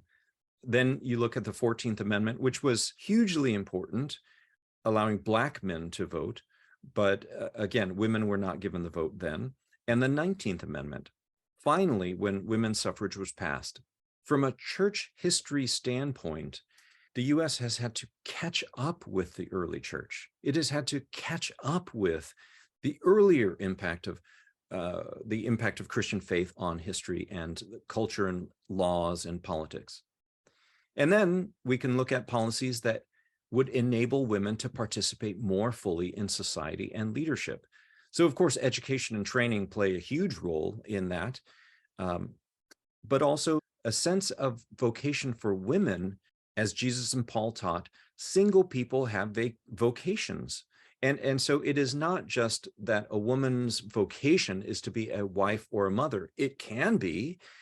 If a woman does have children, then of course parenting becomes a part of her vocation, but it's always something more, as with fathers. So it is sexist to assume that when men become fathers, they have a sense of vocation that includes things outside the family, but not to do the same thing with women. When women become mothers, their sense of vocation includes things outside the family. And that means that we need to support childcare and parental leave from employers, because that empowers mothers and fathers in their sense of vocation, which includes the family, but also extends beyond it. And I'm sure there's more, but we only have so much time. What about land and property? Now, this gets into really fascinating territory because, again, we don't really, Tolkien has a sense that people are migrating all the time. And even there's a sense that this world is not our true resting place, not yet at least. And so what do we do with that? Well, one thing to pick up on is there are treaties signed between rulers and peoples. So, for example, when Aragorn becomes king, he does a few things. I'll read what he does in relation to the Easterlings and the Haradrim, but also the wildmen of the Forest of Druadan. So he pardoned the Easterlings that had given themselves up and sent them away free. He did not make them slaves. And he made peace with the peoples of Harad, so to the south. And the slaves of Mordor he released and gave to them all the lands about Lake Nurnen to be their own. He understands that these people need their own land, and this is the best way, number one, to have peace, but also there's something about Aragorn's sensibility that he knows Numenor's history. He does not want Gondor to rule as a queen among many slaves, even willing slaves. So he wants other people and other kingdoms to be free, allies, hopefully, and partners, perhaps, as with Rohan. But I mean, he is paving the way for peace here. And with the wildmen of the Forest of Druadan, he gives to Gan-Burigan and to his folk to be their own forever, and hereafter let no man enter it without their leave. That's fascinating. These people are like an indigenous people. They were there long before Gondor settled there, long before Rohan settled there. And so he's going to honor the partnership by saying the forest is yours. That's going to become important to talk about. What about the people in Dale and near the mountain of Erebor that we read about in The Hobbit? Well, then Bard II became king in Dale, and Thorin III Stonehelm became king under the mountain. So the orcs actually, there was another front in the north, and their predecessors were slain by orcs. So they became kings of the human and the dwarven kingdoms. They sent their ambassadors to the crowning of King Elessar, and their realms remained forever after, as long as they lasted, in friendship with Gondor, and they were under the crown and protection of the King of the West. So there's some kind of treaty or some kind of understanding that they share, but they're an independent kingdom. They don't become part of Gondor. And then, related to the Shire, King Elessar issues an edict that men are not to enter the Shire, and he makes it a free land under the protection of the Northern Scepter. So that seems to be parallel to the wildmen of the Forest of Druadan. Now, I have some lingering questions. Are these, especially with Dale, are these alliances or are these folks vassals? Because, in what sense can you benefit from military protection when you don't contribute to it? At least in some way. Are these alliances against particular foes like the orcs? And does Dale need to provide military support like people power, supplies, tribute? Or is honor enough to hold people to their word? It was in the case of Rohan, so that is possible. But if so, there's just lingering questions about how does Gondor extend their protection all the way there? And what does that mean? But in any case, let's look at what are Tolkien's theological influences here? What is the Christian tradition on property? Now, this gets into some things that are less known, definitely in Protestant circles and maybe in Western cultures in general. The Christian tradition on property starts with a creational vision. God gave the land to humanity in common as a gift in Genesis 1. And then there's talk in scripture about God giving land to peoples with boundaries so that they can flourish there. There are statements like Psalm 24, which says the earth and its fullness are the Lord's, which means not just the land, but all that comes from the land, crops and its ability to sustain animals. It is the Lord's. It is all the Lord's. And that is actually quoted by Paul in 1 Corinthians 10, verse 26. So Paul does not back down from this insight. There are other Psalms like Psalm 50, verse 9, that basically says the same thing. The early Christians believed the fruit of the earth belongs to all.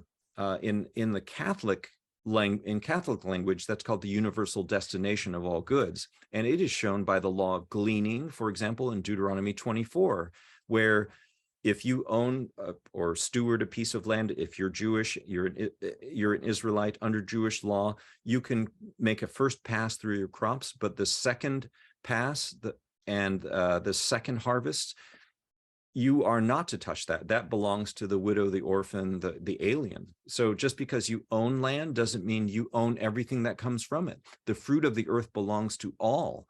And in 2 Corinthians 8, verse 14, Paul says that there may be equality, and he's referring to sustenance at the very least. This led the Christian community to have the insight that human community comes before private property. There are decisions that people make together before anyone can say, this exclusively is mine forever. For instance, Ambrose of Milan said, when giving to the poor, you are not giving him what is yours, rather you're paying him back what is his. Indeed, what is common to all. Notice that language, common to all, and has been given to all to make use of. You have usurped for yourselves alone. The earth belongs to all, and not only to the rich.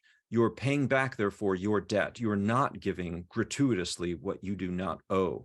This is so important because Milan was basically the Wall Street of the Roman Empire during the time of Ambrose, because it was the place where two emperors held court and lived there, and so it became a place where a lot of people flocked.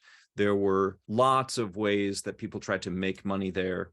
And Ambrose addresses people of means giving to the poor and saying, you're not giving charity, you're giving because of justice. This is what is owed to other people. Basil of Caesarea said the same thing. That bread which you keep belongs to the hungry. That coat which you preserve in your wardrobe, to the naked. Those shoes which are rotting in your possession, to the shoeless. That gold which you have hidden in the ground, to the needy. Wherefore, as often as you were able to help others and refused, so often did you do them wrong. That stuff belongs to them. You're supposed to share it. You may have stewarded it for a while, but that doesn't mean that you could keep it from other people who need it more. Gregory of Nyssa talks about slavery in the same sense. He refers back to Genesis 1 and God's vision of the creation and every person being able to be a master of the earth in some way. He says this, you condemn a person to slavery whose nature is free and independent, and in so doing, you lay down a law in opposition to God, overturning the natural law established by him. For you subject to the yoke of slavery one who was created precisely to be a master of the earth and who was ordained to rule by the Creator, as if you were deliberately attacking and fighting against the divine command. How much money did you pay as a fair price for the image of God? He's being sarcastic. For how much money have you sold the nature specially formed by God? For God said, let us make man in our image and likeness. It's very clear where Gregory is understanding this from Scripture. Genesis 1, everyone was supposed to rule and have dominion over the land, over the earth. For the early Christians, they did not start with the fall, they started with creation. The original vision of creation was still in effect. And this was part of their critique of chattel slavery and kidnapping, certainly. It was also their understanding of economic justice. John Chrysostom, Archbishop of Constantinople, said, "Are not the earth and the fullness thereof the Lord's? If therefore our possessions are the common gift of the Lord, they belong also to our fellows, for all the things of the Lord are common."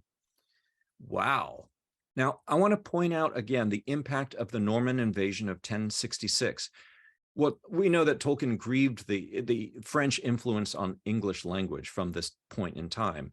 Did he also grieve the Norman influence on English laws and customs of property? I suspect he did. I haven't read everything there is that could be out there about this topic, but the Normans introduced or reintroduced, as it were, trial by battle as part of the justice system, which my impression of the Anglo-Saxon laws up to that point was to try to avoid that, because that caused blood feuds and honor violence to be committed. More to the point about property and land, William the Conqueror claimed all the land of England and then doled it out. So he, again, was operating out of the Frankish model of Charlemagne. So Charlemagne's Frankish property law was that men only, males only, could own land.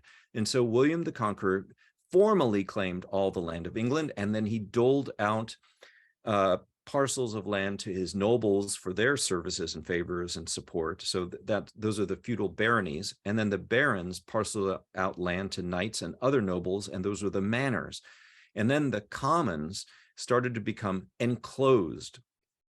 Every time Anglo-Saxons rose up against the ruling Normans, they were met with great violence for about 5 years, and it was they were met with crushing defeats. Later, you have an Anglo-Saxon Christian pushback on Norman law. There were 3 moments that are really worth pointing out: 1102, 1215, and 1217. 1102 was the formal abolition of chattel slavery, which actually may have been a positive influence of the Normans. We're not entirely sure, but about 28,000 people, or 10% of the total, became free from chattel slavery. In 1215, that's the Magna Carta, which guaranteed a certain type of political liberty, basically the rights of the barons against the ministers of the king was set up. The barons had the right to impeach the ministers if they were doing a bad job, and that right became expanded over time so that more and more people could say, wait a minute, we have political liberty. The king cannot reach this far. And then in 1217, there was the Charter of the Forest. And this is, quote unquote, an economic Bill of Rights. I'm using that anachronistically. That was a phrase used by FDR in the US in the 1930s and 40s in terms of what he was hoping to pass in legislation. But essentially, the forest back then was not just wooded area, it was all of the area that was held in common. It was not settled yet. Peasants used the forest to graze and pasture their animals, to fish, to cut wood, and to get water. So in other words, it was your economic livelihood. This is where you could get fuel, water, food. And the problem was that the nobles were enclosing the commons against the peasants. So they would build fences, walls, they would guard their new enclosures. The peasants were becoming poorer and poorer. And so they protested, and King Henry III promised to protect the commons from the aristocrats for the peasants. That is huge. I believe in 2017, there was a movement in England to renew the spirit of the Chart of the Forest. It's fascinating. But this protection was slowly eroded in what's called the enclosure movement in England. Once again, the peasants got displaced. But in the meantime, Thomas Aquinas, the leading Catholic thinker of the medieval period, echoed the early church, which said, in cases of need, all things are common property. There is no sin in taking private property when need has made it common. Tolkien would have understood this. Now, for modern people in England and in the United States, we would take our understanding more from John Locke than from the early church. But, John Locke's theory about private property is really problematic because it was one of the ways that the English and then the Americans used this theory of private property in order to displace native peoples and indigenous people. So this is John Locke in Second Treatise of Government. He says, God gave the world to men in common, but it cannot be supposed he meant it should always remain common and uncultivated. So he gave it to the use of the industrious and rational, and labor was to be his title to it. Basically, if you can work the land and you do work the land, you're able to take it and claim it as your own. So to John Locke, who stood at the kind of one of the climactic moments of the enclosure movement in England, he's basically extending this idea, and he watched the Protestant English crown seize Catholic monastery land on the ground that it is not being utilized, it's not being productive. And so John Locke just read that back into Genesis 1 and said private property is an individual right. It is prior to community and government, that government exists to protect property rights and therefore should be minimal and only enforce contracts. And this became his justification for taking Native American land. His argument was natives haven't worked hard enough for it, which is absurd and ahistorical and contrary to information that he himself had. But basically, if you can work your land harder than the last guy, you can take his land. That is one of the contributions of John Locke. And he did it in the guise of Christian ethics. But that is a real problem. John Locke's philosophy was debated and tempered in the early United States. So there was a debate between Thomas Jefferson and Benjamin Franklin. Thomas Jefferson wanted to write the Declaration of Independence in a certain way. So he wanted to say life, liberty, and property.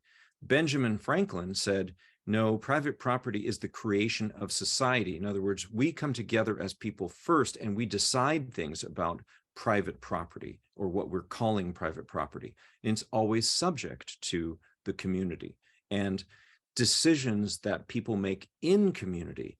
And so this is why the Declaration of Independence reads life, liberty, and the pursuit of happiness.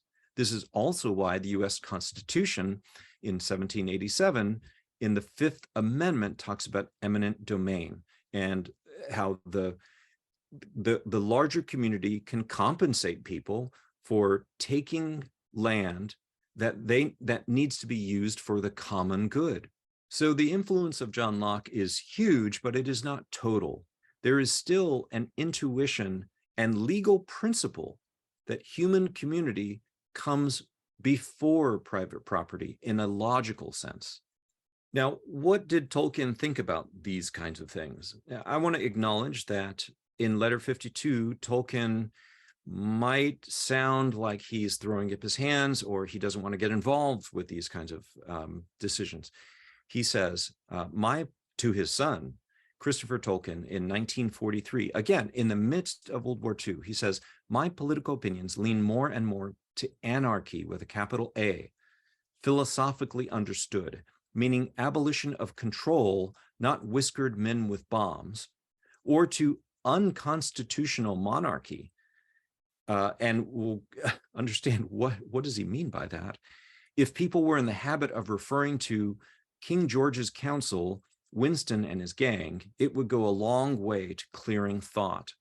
what he's getting at there is he believes that all institutions boil down to personal choices and decisions. And so if we referred to government officials like that in that way, then it would become clearer and we'd be able to hold people accountable better.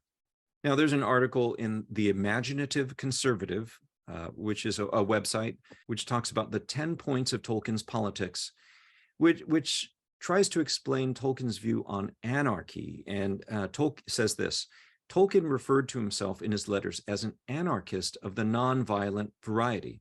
Almost certainly, Tolkien's anarchism is neither the modern anarcho-capitalism of a Murray Rothbard, nor the anarcho-socialism of the Chicago Haymarket rioters.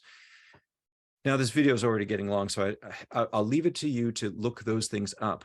I would just say, well, is that really the case? Because in that same letter, Tolkien says, the special horror of the present world is that the whole damn thing is in one bag.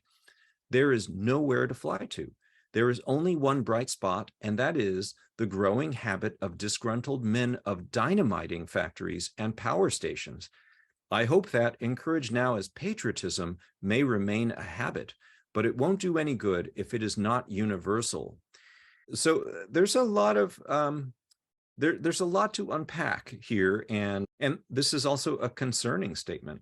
I think what undergirded Tolkien's concern was actually ecology and local control and over resources and things like that. Nevertheless, while this is a concerning statement, the version of anarchy that Tolkien seems to support goes also by the name of libertarian socialism. And again, you could look that up. I'll explain a little bit in these slides. So when it comes to the question of how do people govern their own economic activity, the writings of Tolkien, the Legendarium, is kind of helpful, and yet it's limited. On the one hand, the Legendarium shows or alludes to economic activity. The story of agriculture and the Entwives, how the Entwives become like the corn and the things that the crops that human beings cultivate, is seen as a tragedy. And there's a real tension between the Ents and the Entwives as far as Tolkien narrates them. There's also the statement of Treebeard: no one is on my side. No one takes the side of the trees.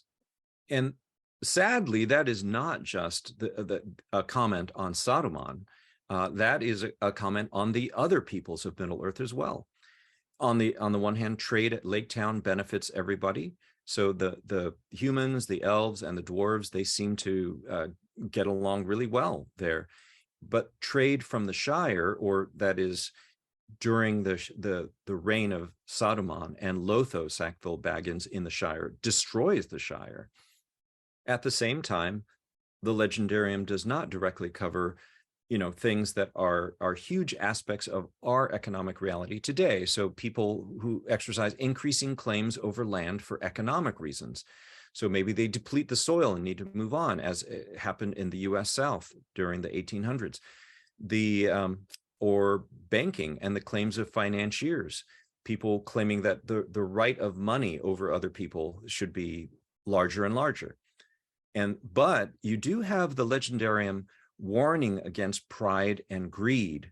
So in the Silmarillion, Aule, the Valar who represents the earth and craftsmanship, says to another character, love not too well the works of thy hands and the devices of thy heart. That is a warning against pride. And then Thorin Oakenshield's deathbed repentance is a statement against greed. If more of us valued food and cheer and song above hoarded gold, it would be a merrier world. And of course, Tolkien seems to be repulsed and disgusted by how war technologies just destroys forests, lands, and so on. And you see that through Saruman and Sauron. But in Tolkien, you also have a desire to limit human power over other humans. And so, for instance, in letter 52, Tolkien says, give me a king whose chief interest in life is stamps, railways or racehorses, and who has the power to sack his vizier. Now, what does he mean by this? I'm not entirely sure. It is curious that the Shire had a postal service, roads and bridges, and sheriffs. So, is he saying that a king who cares about communication and the ability for people to communicate and infrastructure for people to move and to establish kind of a common good or a public good, is he referring to that? Maybe. I think that would support the legendarium's view, but also Tolkien expressed an aversion to planning. And he said he didn't like socialism because of a concern for political corruption. So Tolkien was really concerned about people consolidating political power in order to use economic power. There are some questions, though, that I'm not sure how Tolkien would answer them. Like, what is his view of Eden onward? Are bicycles the result of the fall? In other words, like, was there some kind of economic and technical creativity and development that God intended from Eden, or is it only the result of the fall? I personally think that there's some kind of technical and economic creativity and development that was intended, that it's not just all the result of the fall. And exactly what was Tolkien's view of medieval European history, I'm not sure that we can get at that or whether that even matters, but I think he would have been aware that the medieval period was actually the greatest period of technological innovation. This is where Christian monasteries were developing wine and beer. They're developing the printing press and eyeglasses. But clearly Tolkien would have been suspicious of the Industrial Revolution, the dependence of cotton on slavery and imperialism and all these things. So what does Tolkien mean when he says he favors unconstitutional monarchy? Probably that he favors models like King Alfred the Great, where personal accountability is still possible, that there is a sense either of a political balancing or that the king and all officials are subject to laws. What does he mean by anarchy?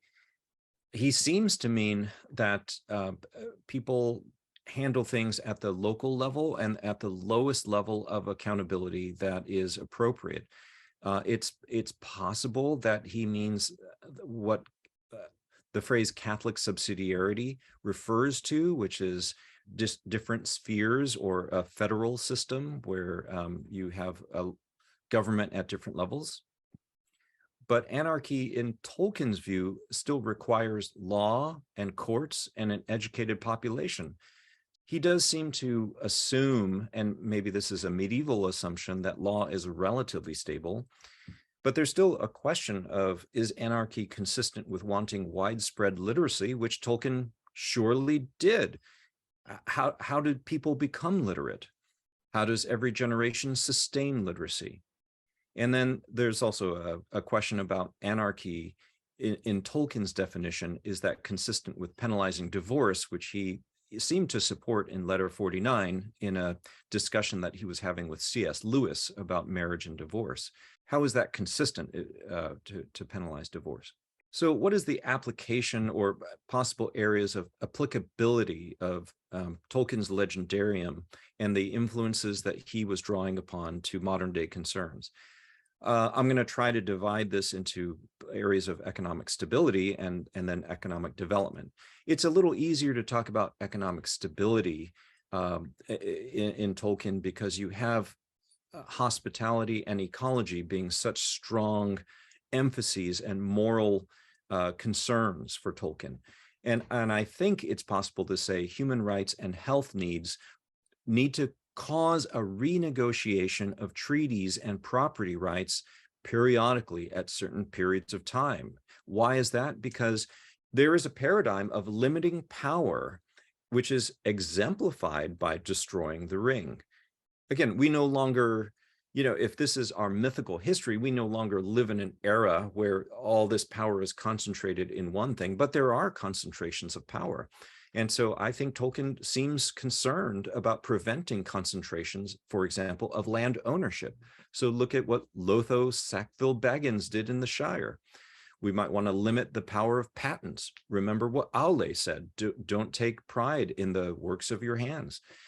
Prevent the concentrations of money in banks, and recognize that there is taxpayer funding that's already present in all of these inventions brought about by the Department of Defense, the National Institutes of Health, and in public infrastructure. So, for example, the computer, the internet, iPhone components, they were all developed by the US military. Vaccines and a lot of medicines were developed because of government funding and selection of how to do that research. And then public infrastructure like roads, rail, air, the postal service. That's really important for us to recognize, because I think, at least in the United States, there's rhetoric about individual meritocracy and how people just need a competitive environment in order to do things. And part of that incentivization and part of that incentive is the threat of failure. However, when we look at how things have actually come about, it was done because taxpayers contributed and there was governance. There were decisions made at the highest level in order to develop these things. And so when that's important, when we ask, well, why is it that Amazon.com, for instance, pays so little in taxes when their business depends on computers, the internet, iPhones, and other mobile devices? Their delivery system depends on roads, which all these things that the public has already paid for. Why is it that Jeff Bezos and others have made so much money at the expense of a lot of workers who get injured by working in Amazon warehouses, for instance? Or why do we think of taxes on Amazon as an imposition on them?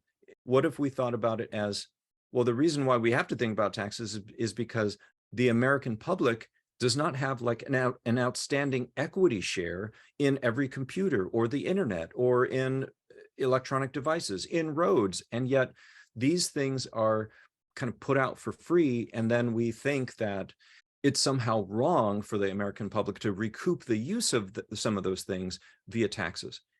But whether or not people would have preferred that the past be different, the fact is it's already happened. And so why do we allow private interests to monopolize the power of things? Why don't we limit the power of private interest to profit off of things that have been a public investment? Another area would be to develop sustainable policies for energy, transportation, housing, communications, and food, even if we do so reluctantly from the standpoint of trying to honor, if we're trying to take Tolkien as an inspiration, which there are other, factors, definitely. But there are tensions in urbanization and in de-urbanization. So Tolkien wasn't a fan of cities. He loved the rural life.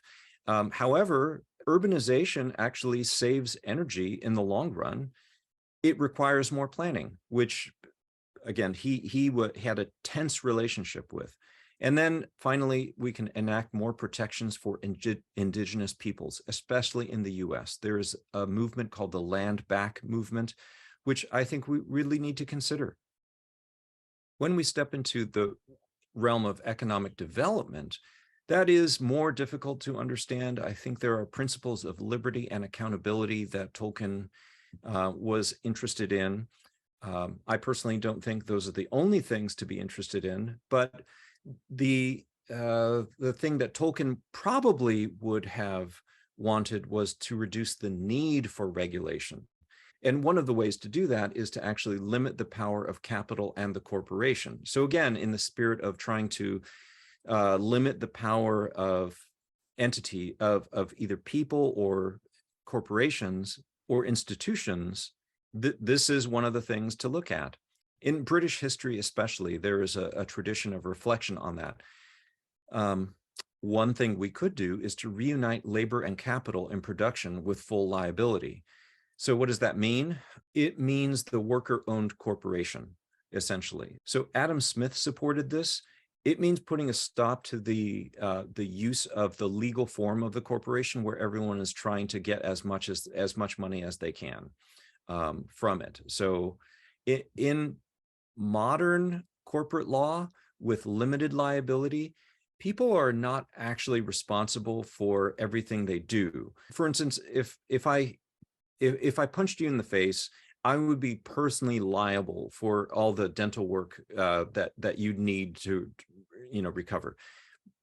But if I set up a corporation with limited liability and made a toothpaste that made all your teeth fall out, I would only be liable up to the point, as much equity as I put into the company. Why is that? It's because we've designed corporate law to privilege corporations that way. It's really important that Adam Smith opposed that. He supported the union, the joining of labor and capital, and British evangelicals in the 1800s opposed corporate limited liability when it was brought up and when it was passed. A really good model to look at today is the Mondragon community in Spain, the Basque region of Spain, which is a series of worker cooperatives, and it's based on Catholic social teaching.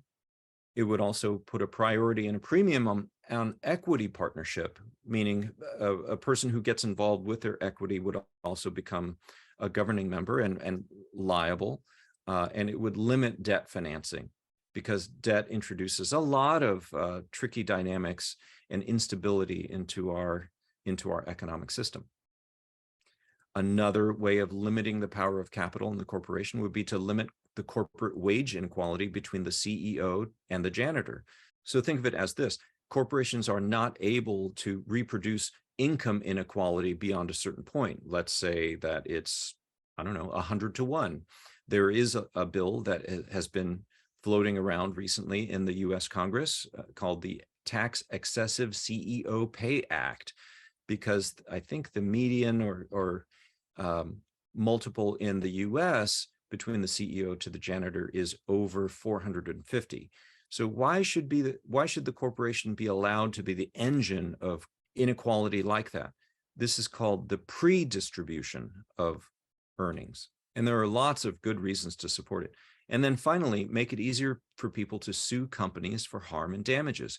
So why is it so hard for the ordinary citizen to sue a big corporation? And there are lots of ways in which we are harmed. Harm to the consumer, harm to workers, harm to the environment. Again, there are other, I think, principles outside of Tolkien that we need to think about as well, but to the extent that Tolkien puts a certain model or a certain understanding of accountability and liberty before us, where citizens are empowered as much as possible, these are things to consider. Now, as we think about the applicability of what we see happening in Tolkien's Legendarium, I do think there is a return to an earlier sensibility that human community and decisions made by humans are pointing to historic and true Christian values. In other words, human rights and civil rights take precedence over property rights. This is not the same as late-stage capitalist values, and is certainly not the same as American domination and imperialism. I don't think you can support any of those things from Tolkien's story. Also, I think there's a challenge to Christian dominionism, and I put both of those words in quotes. The view that God has called Christians to exercise dominion over all areas of American society, I don't think can be supported or modeled from Tolkien's story. I think seeking partnership would be more appropriate. And I think it would be appropriate to seek human rights without theocracy. When Faramir and his men kind of say a word, observe a moment of silence and look towards the west, towards Numenor, and think of Eru Ilúvatar, to the extent that that is kind of saying grace, he doesn't impose it on the hobbits. He's very respectful towards them. There's a sense that the virtue of hospitality takes precedence over exercising dominion, even when it leads to Christians feeling threatened, though they may have an exaggerated sense of what that threat is. Galadriel and Treebeard have, I think, really important statements to make. Galadriel says, "Through ages of the world, we have fought the long defeat." Tolkien says, as a Catholic, as a Christian, he believes that we are fighting the long defeat, that the book of Revelation describes a eucatastrophe. And part of the motivation to exercise dominion over all areas of American society, it comes from a certain kind of despair. And Treebeard says something really powerful when he's describing what he calls the last march of the Ents, which could be the last march of the Ents. He says, well, this could be the end for us, but we may help the other peoples before we pass away. There's a sense of bequeathing things to the next generation, especially wisdom and virtue. And again, I want to close by reading Faramir's statement again. For myself, said Faramir, I would see the white tree in flower again in the courts of the kings, and the silver crown return, and Minas Tirith in peace, Minas Anor again, as of old, that's its older name, city of the sun, again, as of old, full of light, high and fair, beautiful as a queen among other queens, not a mistress of many slaves, nay, not even a kind mistress of willing slaves. War must be while we defend our lives against a destroyer who would devour all.